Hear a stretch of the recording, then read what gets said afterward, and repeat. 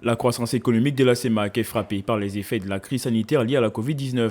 Une crise sanitaire qui est jusqu'à présent contenue par les États de cet espace économique de l'Afrique centrale, réunis en session extraordinaire du Conseil des ministres de l'Union économique de l'Afrique centrale.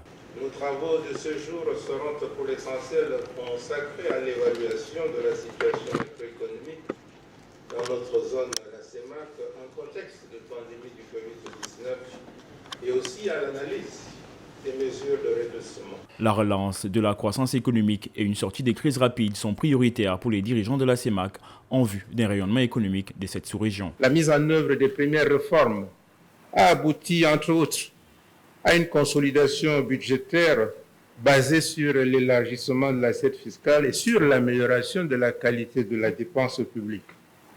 De même, la reconstitution du niveau de nos réserves de change assure la soutenabilité extérieure de nos États. Au professeur Daniel Onaondo, président de la commission de la CEMAC, présent à ces travaux, de rappeler l'importance de la mise en œuvre des différents projets intégrateurs pour une économie durable de la sous-région Afrique centrale. Les recommandations qui vous sont soumises à faire du plan communautaire de relance économique post-Covid-19 une cause commune. Elle nous suggère de poursuivre les efforts consentis dans la mobilisation effective des ressources promises pour le financement des 11 projets intégrateurs présentés à la table ronde de Paris ainsi que le suivi de leur mise en œuvre. Les travaux de cette session extraordinaire visent de manière générale à soutenir et surtout maintenir un élan croissant de l'économie des États de la CEMAC.